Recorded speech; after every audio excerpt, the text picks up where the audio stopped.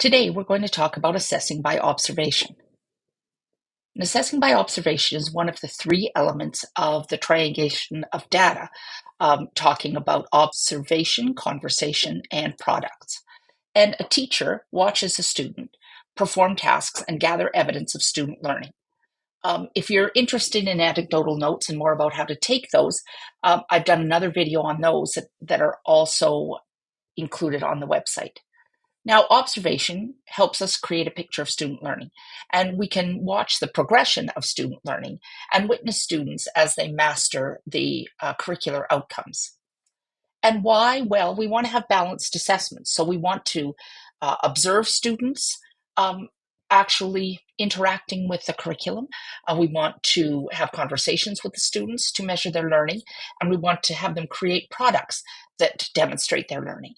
And observation can be used formatively, so to formatively assess student learning for learning, but also to summatively evaluate student mastery of the curriculum, and that's of learning. And when? Well, you do this while the students are engaged in learning and demonstrating their skills and mastery of the curriculum in knowledge and understanding, in thinking and inquiry, in communication, and in application. And how? Well, it's important to know that it is a planned process of focused anecdotal notes. So it's something where you have a plan, you know what curriculum expectations or learning skills you're going to be assessing, and then you make detailed notes about what you have observed. What do educators observe? Well, the WEC-DSB Assessment and Evaluation Guide for Educators K-12, which was published this 23-24 school year, makes some suggestions. So it could be videos of collaborative group work. It could be self-reflections. It could be focused observations. It could be questioning, where you're questioning a student or students are questioning one another. It could be presentations. It could be observing student discussions. It could be problem-solving processes, so watching students work through a problem in math class on a non-permanent vertical surface. It could be problem-solving in a drama class or in a technology class. It could be lab reports. It could be role plays, where students take on different roles and act out a scenario, or it could be a performance task. Now, Damien Cooper, in his book Rebooting Assessment, A Practical Guide for Balancing Conversations, Performances, and Products, describes observation thusly.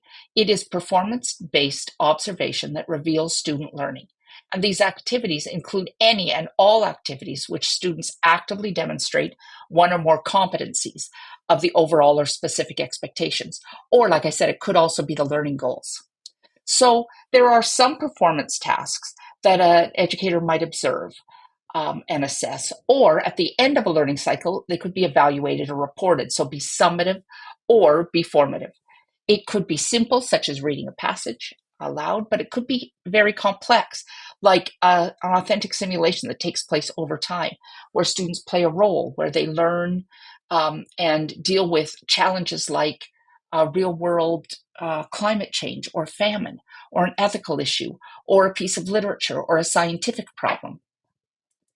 And remember, courses like drama and dance, physical education, technology have used observation to gather assessment data for years on a regular basis. So if you are just beginning this journey of adding more observation into your assessment practices, your colleagues can be very valuable, and I would seek them out and ask them how they go about it, especially if you have some worries or problems. Here are some examples from geography and biology. So in geography, it could be things like using GIS software or doing oral presentations, construction of graphs, clear articulation of perspectives, student collaboration, reaching a consensus, articulation of issues and patterns and generalizations, skills in making decisions that reflect fairness and equity.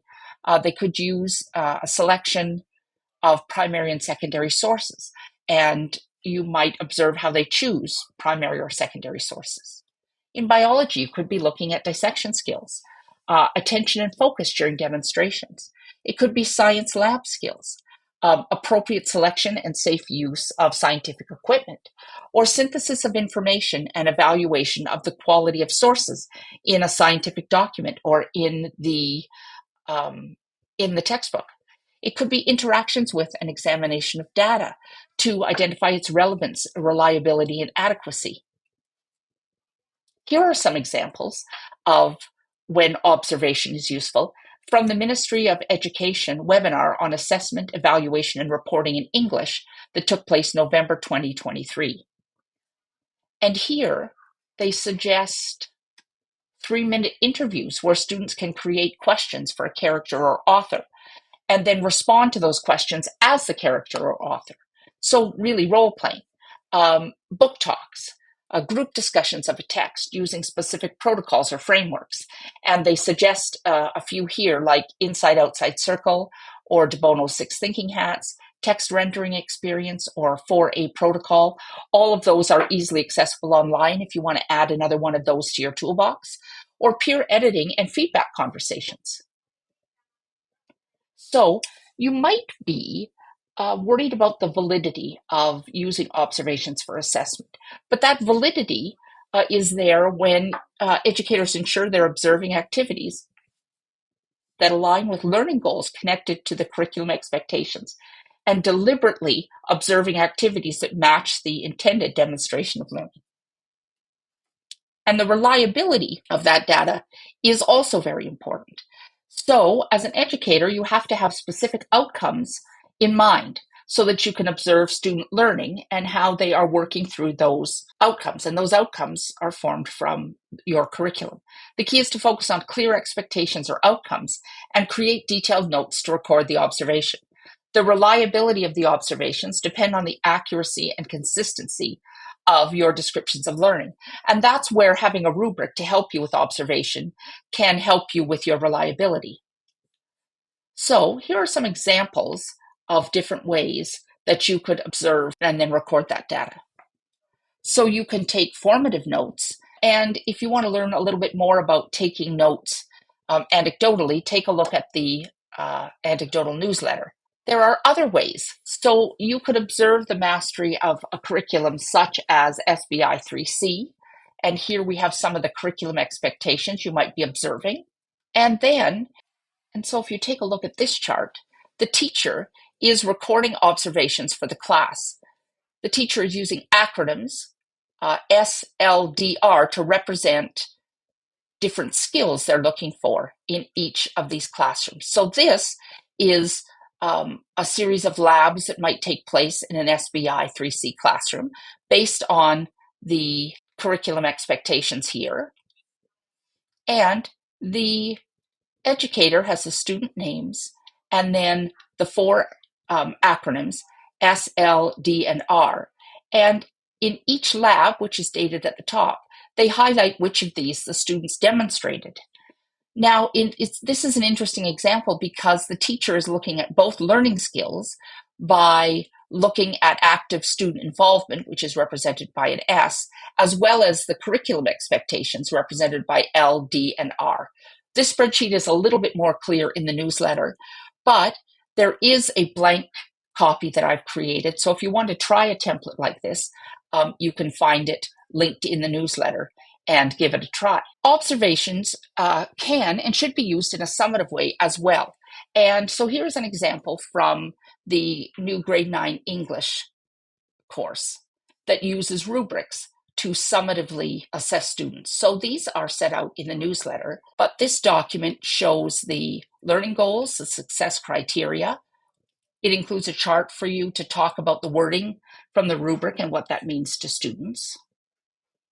It has a number of different rubrics to try. These are all with the balanced categories. So there are some that are levels. There are some that have numbers. There's one that is a single point rubric. There are some that are set up in charts so that you can use them if you're observing group work so that each member of the group gets their own mark according to growing success. And there are labels that you can use to do quick assessment. You can also record or transcribe your notes digitally, and Markbook is a great place to do that, especially because that's where you're gathering all your marks. You might also use a Google form, and that Google form is available to you by the link that's provided here on the newsletter, and you can fill information in there, and it will give you a nice spreadsheet for your record keeping. So, what is right for you? Well, the method that you're going to use is the one you're most comfortable with. So, if you want to keep notes, anecdotal notes, observation notes, you can, as long as you keep them organized and as long as you can understand them and they are detailed, that is a valid form of recording those notes. However, you might want to share those with students, parents, and administrators. So, for me, I prefer to have them in a form where it's easy for me to share them with others. So I would use a rubric or I would use a Google form. But that's up to you how you want to record them. There are copies of all of the documents linked in the newsletter. Here are the references for you to, in case you want to do a little bit of deeper reading into the topic. And if there's anything you need for clarification, or if you just want to talk about how you're doing this or share great things you're doing in your classroom, please email me. I would love to talk to you about it. Thanks very much.